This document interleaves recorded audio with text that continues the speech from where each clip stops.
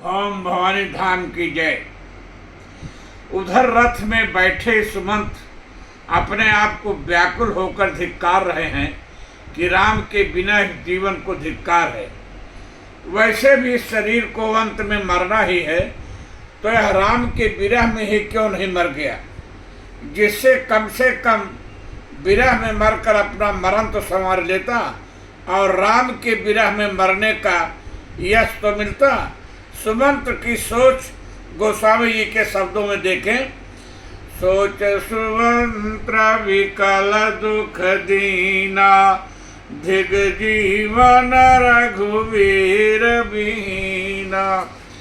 रहीनंत अधम शरीरु, जसु न लहो बिछुरत रघुवीरु। भय जस अघ भाजन प्राणा, कवन हेतु नहीं करत पयाना। अहा मंद मन अवसर चूका, अजहु न हृदय होत दुई टूका। मीज हाथ सुर धुनि पच, मीज हाथ सिर धुनि पछिताई। मानहु कृपन धन राशि गवाई। मनहु कृपन धन राशि गवाई। वैसे कोई माता पिता की वैसे वो सोचते हैं कि किस मुंह से अयोध्या जाऊं। सुमंत सोच रहे हैं कि किस मुंह से अयोध्या जाऊं। राम रहित रथ देखकर जब लोग मुझसे पूछेंगे, माताएं व अयोध्या के लोग पूछेंगे, तो मैं उन्हें क्या उत्तर दूंगा। सुमंत जी की इस व्याकुलता और सोच का वर्णन गोस्वामी जी ने निम्नवत किया है। राहे करम बस परिहर नाऊ, सचिव हृदय तिमि दारुण दाऊ। लोचन सजल डीठ भई थोरी, सुनई न श्रवण विकल मति भोरी। सुखई धर लागी मुँह लाटी, जीव न जाए उर अवधि कपाटी। विवरण भयउ न जाई निहारे, मारे सिमनहु पिता महतारी। हानि गलानि विपुल मन व्यापी, जमपुर पंथ सोच जिमि पापी।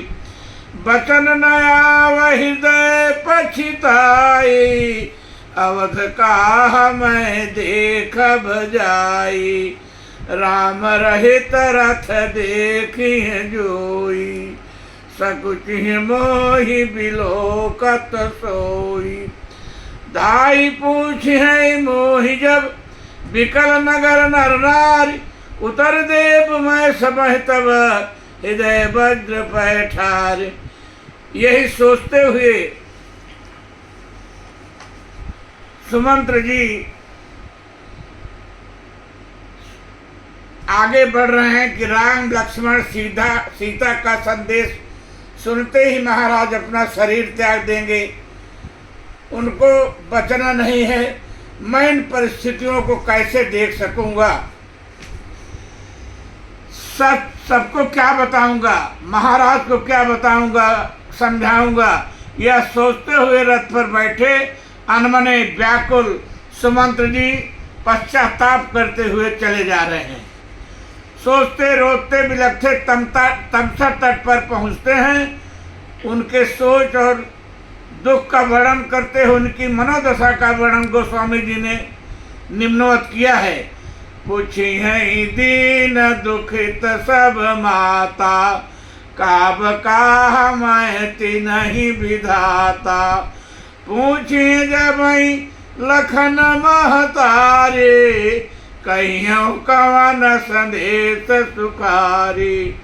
राम जननी जब आई धाई, सुमेरी बाक्ष जिमि धेनु लवाई। पूछत उतर देव मैं ते ही, गे बन राम लखन भय देहि, जोई पूछे तेहि उतरु देवा, जाई अवध अब यह सुख लेवा। पूछे जबहि राउ दुख दीना, जीवन जासु रघुनाथ, जीवन जासु रघुनाथ अधीना। देहं उतर कौन मुँह लाई, आयऊँ कुशल कुंवर पहुँचाई। सुनत लखन सिय राम संदेशो, तृण जिमितनु परिहरि नरेशो। हृदय न विदर्यो पंकज बिछुरत प्रीतम नीर, जानत हो मुहि दीन विधि यह जात ना शरीर। यही विधि करत पंथ पछतावा, तम सातेर तुरत रथ आवा।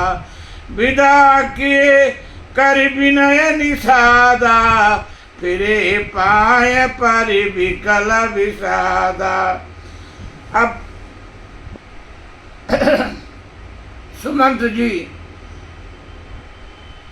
ये सोच करके तमसा के तट पर एक वृक्ष के नीचे इंतजार करने लगते हैं कि दिन में चलूंगा तो सब देख लेंगे कि सुमंत जी आ गए, खाली रथ लेके आ गए, इसलिए शाम हो जाए तब फिर चले। पैठत नगर सचिव सकुचाई, जनु मारे से गुरु बाभन गाई। बैठ बिटप तर दिवस गवावा, साझ समय तब अवसर पावा। अवध प्रवेश की नया धियारे, पैठ भवन रथ राखे दुआरे। जिन जिन लोगों को सुमंत जी के लौटने का समाचार मिला वे महाराज के द्वार पर पहुंच गए, परंतु रथ विहीन, राम विहीन रथ देखकर व्याकुल हो गए।